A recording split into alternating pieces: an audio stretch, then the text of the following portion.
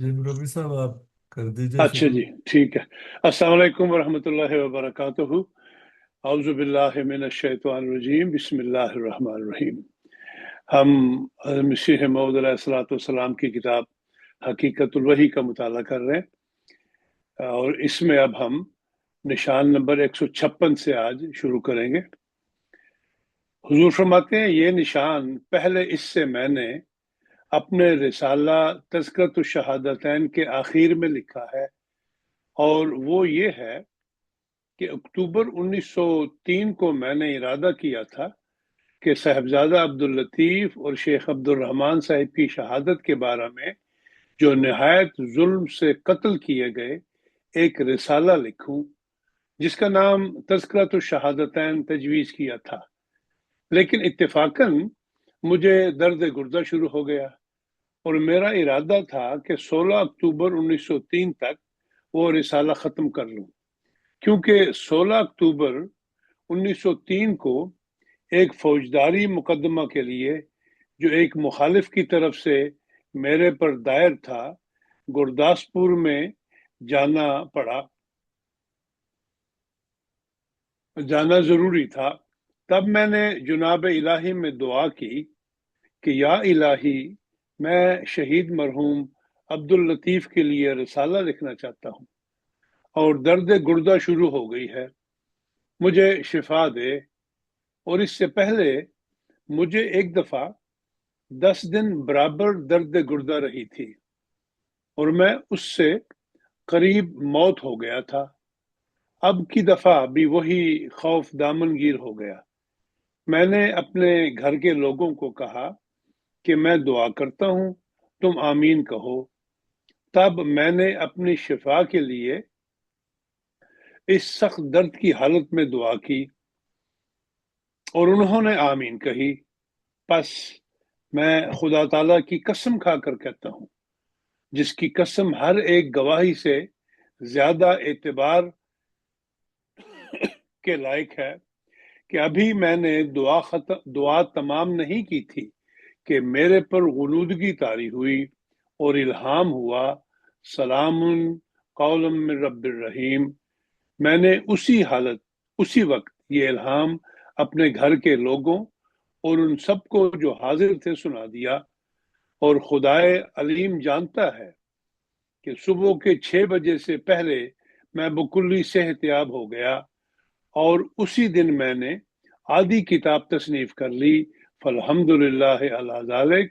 देखो तज़किरतुश शहादतैन का हिस्सा आखिर। निशान नंबर 157।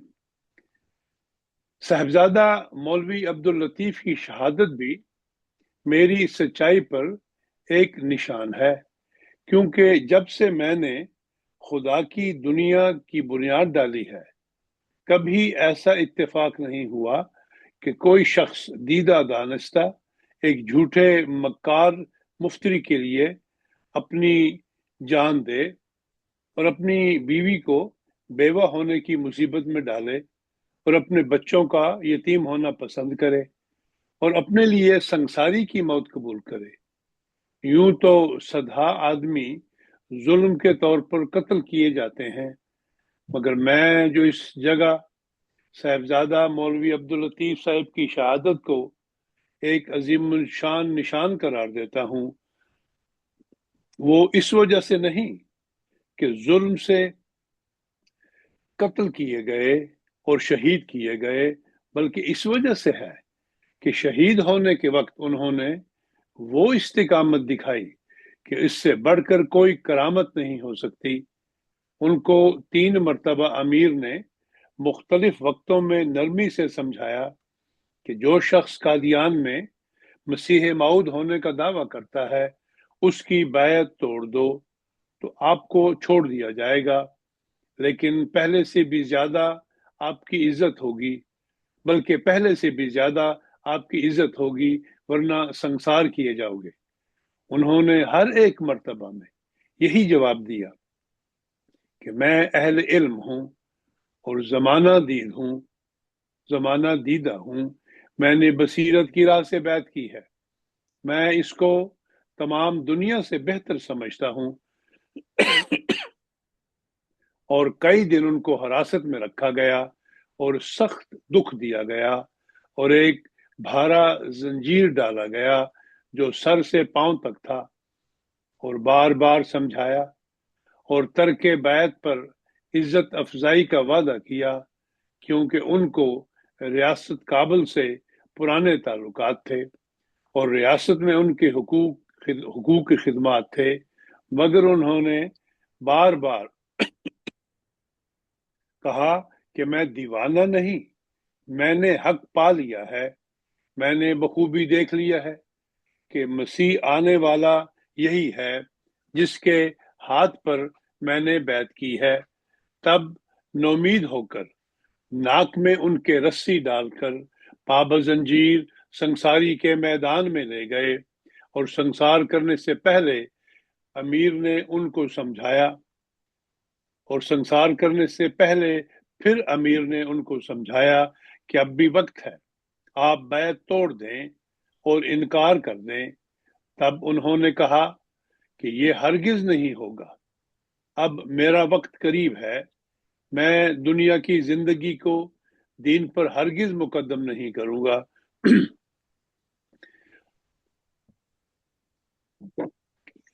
हरगिज मुकद्दम नहीं करूंगा कहते हैं कि उनकी इस इस्तिकामत को देखकर सदहा आदमियों के बदन पर लर्जा पड़ गया और उनके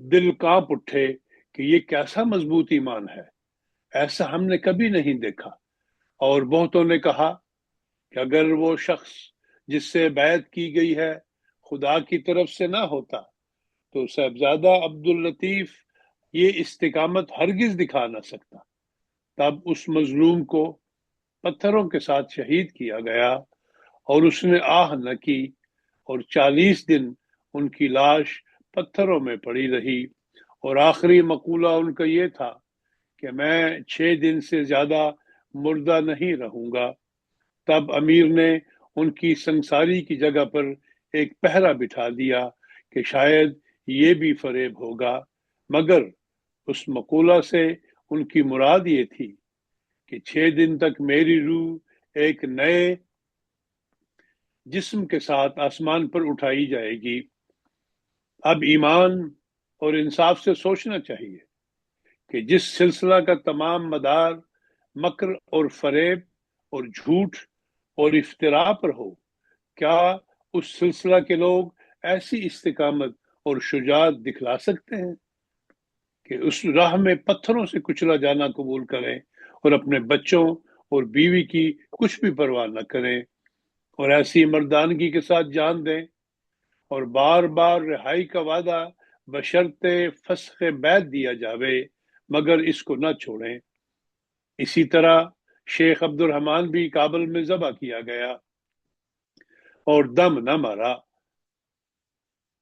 मगर इस राह को ना छोड़ा और ये न कहा कि मुझे छोड़ दो मैं बैत को तोड़ता हूं और यही सच्चे मजहब और सच्चे इमाम की निशानी है कि जब किसी को उसकी पूरी मारिफत हासिल हो जाती है और ईमानी शेरीनी दिलो जान में रच जाती है तो ऐसे लोग उस राह में मरने से नहीं डरते हाँ जो सच्ची ईमान रखते हैं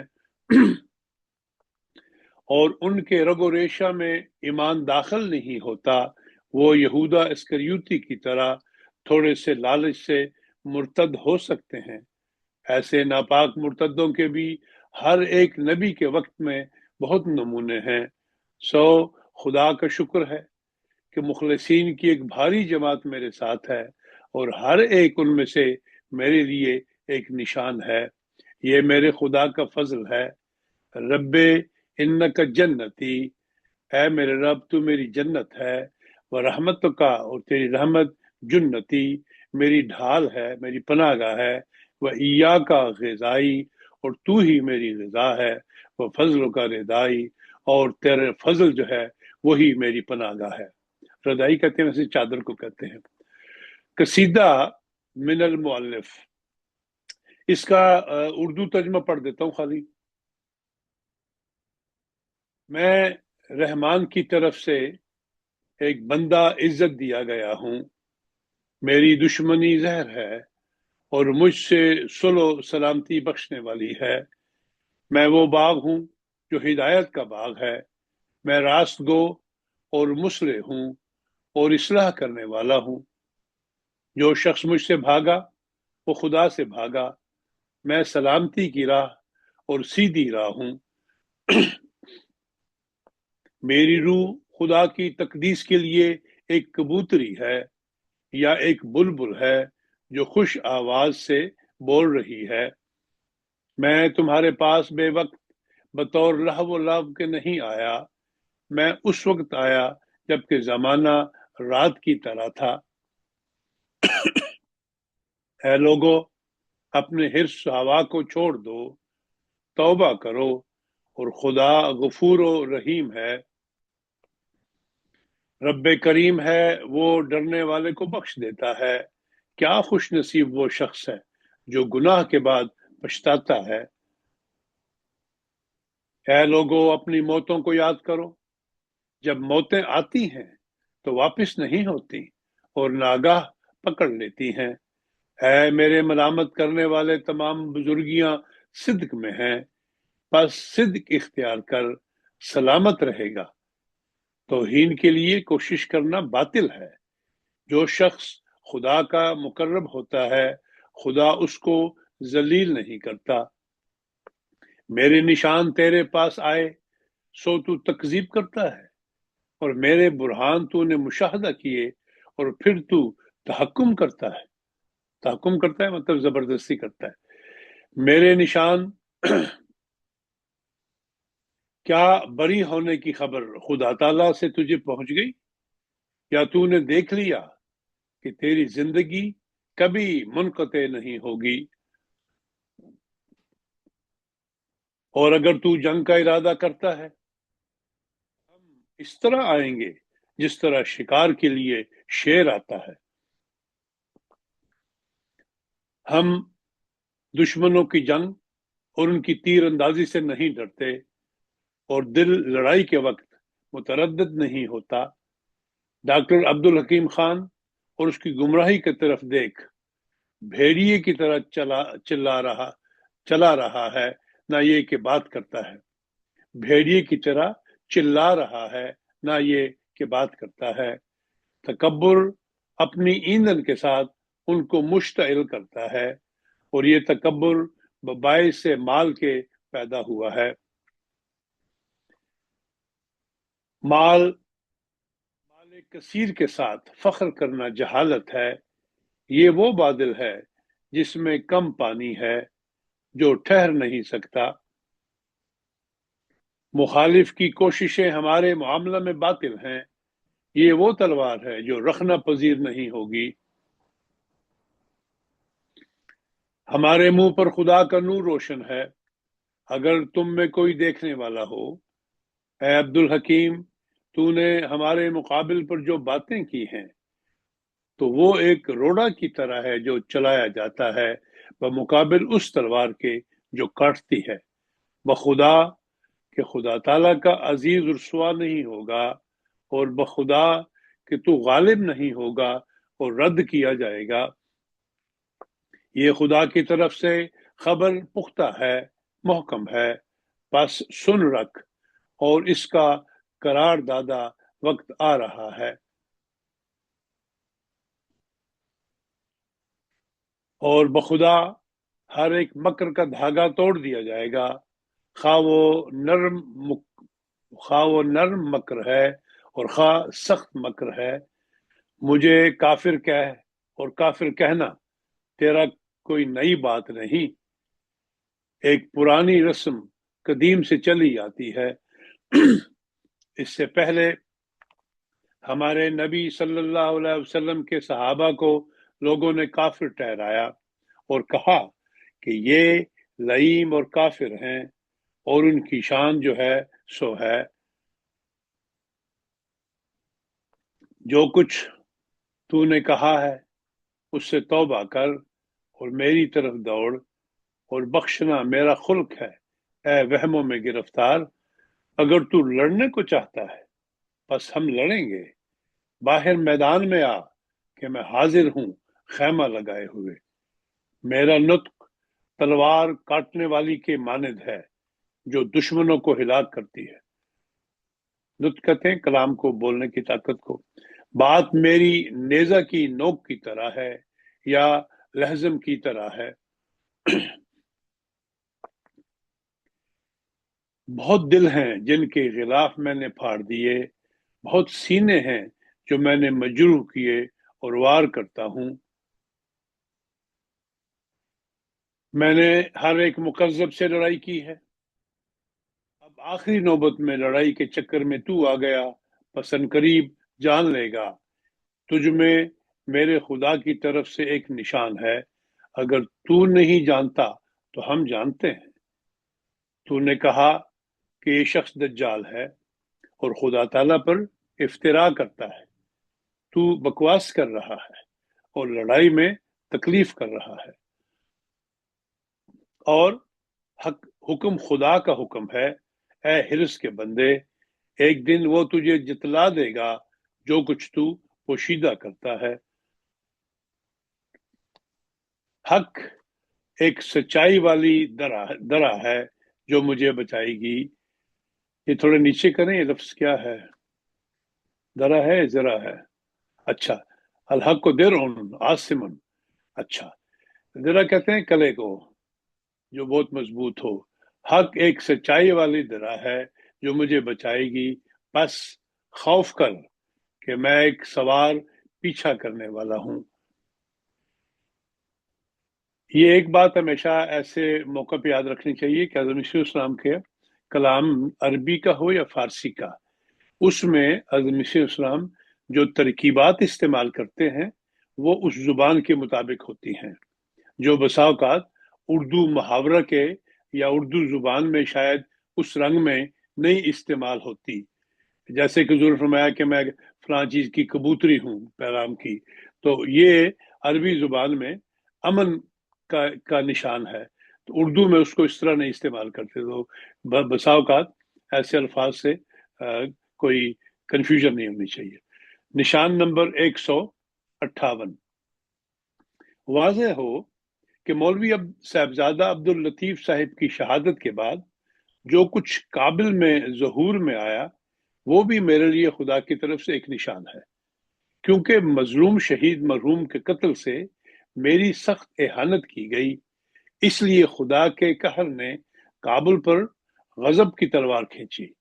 اس مظلوم شہید کے قتل کیے جانے کے بعد سخت ہیضہ کابل میں پھوٹا، اور وہ لوگ جو مشورہ شہید مظلوم کے قتل میں شریک تھے اکثر ہیضہ کے شکار ہو گئے، اور خود امیر کابل کے گھروں میں بعض موتوں سے ماتم برپا ہو گیا، اور کئی ہزار انسان جو اس قتل سے خوش تھے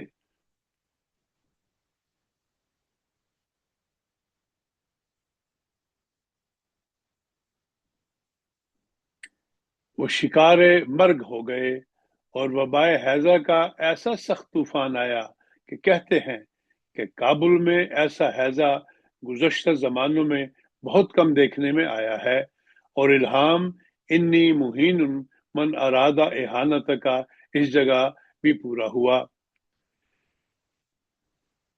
یہ فارسی کا شعر ہے کہ بنگر یا بنگر کے خون نے ناحق پروانہ شمرا، چندان ایمان نداد کہ شب را سحر کند۔ اس کا ترجمہ یہ ہے، فرماتے ہیں کہ دیکھ کہ پروانے کا شمع نے پروانے کا خون ناحق کر دیا۔ دیکھ، غور کر کہ کس طرح شمع نے پروانے کا ناحق خون کر دیا ہے۔ چندہ امان داد، اس کو اس بات کی بالکل مہلت نہیں دی کہ شبرا سحر کند، کہ جو رات کے کو روشن کرنے کے لیے وہ آیا تھا تو اس کو صبح تک کی مہلت نہیں دی، سحر کی مہلت نہیں دی۔ بہت خوبصورت شعر حضرت صلی اللہ علیہ وسلم کا کہ انسان کو اگر انتظار کر لے تو اس کو صداقت بعض کا ظاہر ہونے میں کچھ وقت لگتا ہے، لوگ جلدی کرتے ہیں اور صداقت کا خون کر دیتے ہیں۔ نشان نمبر 159، میری کتاب انجام آتم کے صفحہ نمبر 58 میں ایک یہ پیش گوئی تھی جو मौलवी अब्दुल हक गजनवी के मुकाबिल पर लिखी गई थी, जिसकी इबारत यह है कि अब्दुल हक के मुबाहला के बाद हर एक किस्म से खुदा ताला ने मुझे तरक्की दी, हमारी जमात को हजारहा तक पहुंचा दिया, हमारी इल्मियत का लाखों को कायल कर दिया, और इल्हाम के मुताबिक मुबाहला के बाद एक और लड़का हमें अता किया, जिसके पैदा होने से 3 लड़के हो गए, और फिर एक चौथे लड़के के लिए मुझे मुतवातर इल्हाम किया, और हम अब्दुल हक को यकीन दिलाते हैं कि वो नहीं मरेगा जब तक इस इल्हाम को पूरा होता ना सुन ले। अब उसको चाहिए कि अगर वो कुछ चीज है तो दुआ से इस पेशगोई को टाल दे। देखो मेरी किताब अंजाम आथम सफा नंबर 58। ये पेशगोई है जो चौथे लड़के के बारे में की गई थी। फिर इस पेशगोई से 2.5 बरस बाद चौथा लड़का अब्दुल हक की जिंदगी में ही पैदा हो गया, जिसका नाम मुबारक अहमद रखा गया, जो अब तक खुदा ताला के फजल से जिंदा मौजूद है। अगर मौलवी अब्दुल हक ने इस लड़के का पैदा होना अब तक नहीं सुना तो अब हम सुनाए देते हैं। ये किस कदर अजीम शान निशान है कि दोनों पहलुओं से सच्चा निकला। अब्दुल हक भी लड़के के तवल्लुद तक जिंदा रहा और लड़का भी पैदा हो गया। और फिर ये कि इस बारे में अब्दुल हक की कोई बद्दुआ मंजूर न हुई और वो अपनी बद्दुआ से मेरे इस मऊद लड़के का पैदा होना रोक न सका, बल्कि बजाय एक लड़के के 3 लड़के पैदा हुए।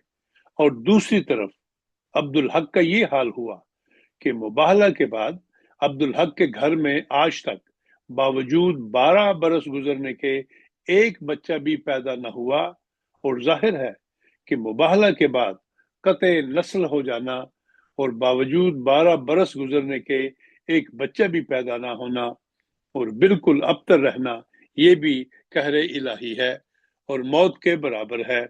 जैसा कि अल्लाह ताला फरमाता है, इन्ना शान अकाहु अल अबतर।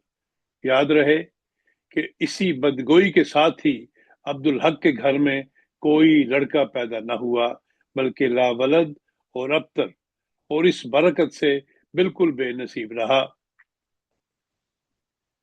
और भाई मर गया और मुबाहला के बाद बजाय लड़का पैदा होने के अजीज भाई भी दारुल में पहुंच गया। हाशिया फरमाते, मैंने अपनी किताब अनवारुल इस्लाम में बतौर पेशगोई ये भी अब्दुल हक पर जाहिर किया था कि वो औलाद से बेनसीब रहेगा। उसको चाहिए कि हर एक किस्म की कोशिश और हिम्मत करके हमारी इस पेशगोई को रद्द कर दे और मुबाहला के असर को टाल दे। चुनाचे वो अब तक अबतर है और इस तारीख तक 28 सितंबर 1906 है। बावजूद 13 बरस गुजरने के रोज मुबाहला से अब तक औलाद से महरूम है। सफा नंबर 366। फरमाया इस जगह, ये हाशिया में ही है गालिबन, इस जगह नहीं मजमून है, इस जगह मुनसिफीन ख्याल करें और खुदा ताला से खौफ करके सोचें कि क्या ये इल्म गैब किसी इंसान की ताकत में दाखिल है कि खुद इफ्तरा करके कहे कि जरूर मेरे घर में चौथा लड़का पैदा होगा और जरूर है कि फलां शख्स उस वक्त तक जीता रहेगा, और फिर ऐसा ही ज़हूर में आवे। क्या दुनिया में इसकी कोई नज़ीर मौजूद है कि खुदा ने किसी मुफ्तरी की ऐसी तायद की कि दोनों पहलुओं से उसको सच्चा करके दिखला दिया, यानी चौथा लड़का भी दे दिया और उस वक्त तक उसके दुश्मन को पेशगोई के मुताबिक जिंदा रहने दिया। और याद रहे कि ये मुबाहला की सदहा बरकत में से एक ये बरकत है जो मुझे दी गई कि खुदा ने मुबाहला के बाद 3 लड़के मुझे अता फरमाए, यानी शरीफ अहमद, मुबारक अहमद, नसीर अहमद। अब हम अगर अब्दुल हक के अबतर होने की बाबत गलती करते हैं तो वो बतलावे कि मुबाहला के बाद उसके घर में कितने लड़के पैदा हुए और वो कहाँ हैं, वरना कोई پہلا لڑکا ہی ہمیں دکھلا دے۔ حاشیہ میں دیکھیں، فرماتے ہیں اس پیشگوئی کے مطابق جو انوار الاسلام میں چھپ چکی ہے، عبدالحق کے گھر میں آج تک کوئی لڑکا پیدا نہیں ہوا، کیونکہ انوار الاسلام میں نے صاف طور پر یہ پیشگوئی کی ہے کہ عبدالحق گو 1000 کوشش کرے، دعا کرے، اولاد نرینہ سے محروم رہے گا، سو وہی بات ہو گئی۔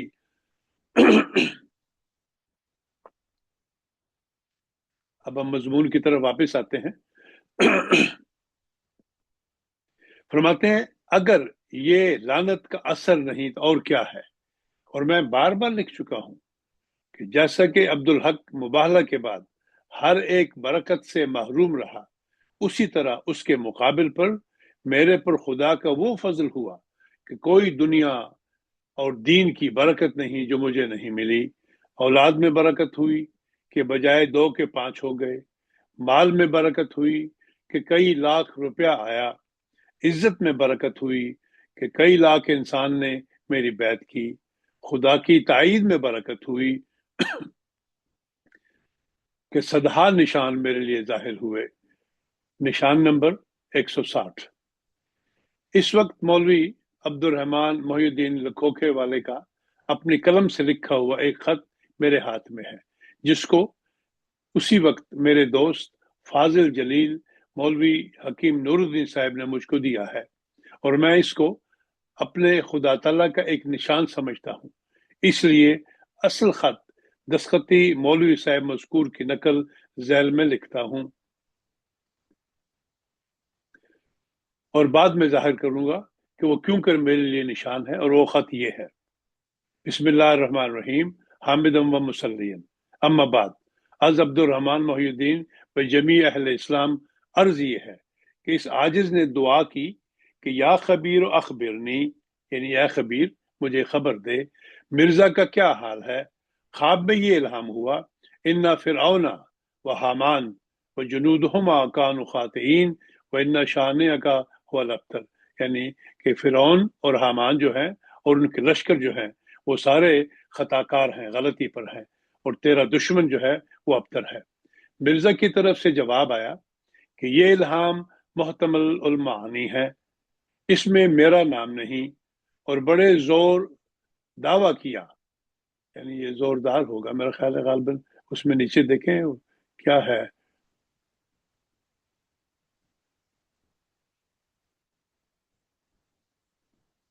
زور کے آگے سے لفظ چاہیے تھا جو کہ راکم کی تحریر میں نہیں، اس لیے نہیں لکھا گیا۔ ہاں وہ زور آور ہو گیا، زوردار ہوگا۔ فرمایا اور بڑے زور دعویٰ کیا کہ میرے نام سے الہام نہ بخشا جائے گا۔ ہر 2 الہام مذکور ماہ سفر کو ہوئے تھے جب مرزا کا جواب آ گیا۔ اچھا اب یہ پڑھ لیں ہم، میرا خیال ہے حاشیہ اگر آپ اجازت دیں تو ٹائم ہے۔ ہاں، جی جی جی پڑھ لیجیے۔ فرمایا بہت لوگ اپنی خوابوں کے نہ سمجھنے کی وجہ سے بھی ہلاک ہو جاتے ہیں۔ مولوی عبد الرحمن محی الدین صاحب کی یہ دعا اس بنا پر تھی کہ مرزا کو، جو مولوی نذیر حسین دہلوی اور ان کے شاگرد مولوی ابو سعید محمد حسین بٹالوی اور ان کے باقی جنود نے کافر قرار دیا ہے، کیا وہ حقیقت میں کافر ہے؟ خدا کے نزدیک اس کا کیا حال ہے؟ تب اس کے جواب میں فرماتے ہیں اگر ہم محی الدین کے الہام کو سچا سمجھ لیں، خدا نے فرمایا ان فرعون و حامان و جنودہما کانوا خاطئین، پس ہم اس الہام کی یہ معنی کریں گے کہ اس الہام میں خدا تعالیٰ نے 2 مولویوں کو جو تکفیر کے بانی تھے فرعون اور حامان قرار دیا، اور فرمایا کہ وہ دونوں اور ان کے متبعین تکفیر میں خطا پر تھے، اور استعارہ کے رنگ میں سب سے اول کفر کا فتویٰ دینے والے کو فرعون قرار دیا، اور جس نے استفتاء لکھا تھا یعنی فتویٰ لکھا تھا اور فتویٰ مانگا تھا اس کو حامان ٹھہرا دیا، اور باقی ہزارہا مولوی وغیرہ جو پنجاب اور ہندوستان میں ان کی اس تکفیر میں پیرو ہوئے ان کو ان کا لشکر قرار دیا۔ اگر مولوی محی الدین بدقسمت نہ ہوتا تو یہ معنی بہت صاف تھے، کیوں؟ فرعون اور حامان کا طریق انہی لوگوں نے اختیار کیا تھا جو بغیر تحقیق کے مجھے نابود کرنے کے در پہ ہو گئے اور میرے پر ایک طوفان برپا کر دیا تھا۔ اور اس پر ایک اور دلیل یہ ہے کہ براہین میں آج سے 26 برس پہلے ان دونوں صاحبوں کو بطور پیشگوئی کے فرعون اور حمان کہا گیا۔ چنانچہ براہین احمدیہ کے صفحہ نمبر 510 اور 511 میں یہ عبارت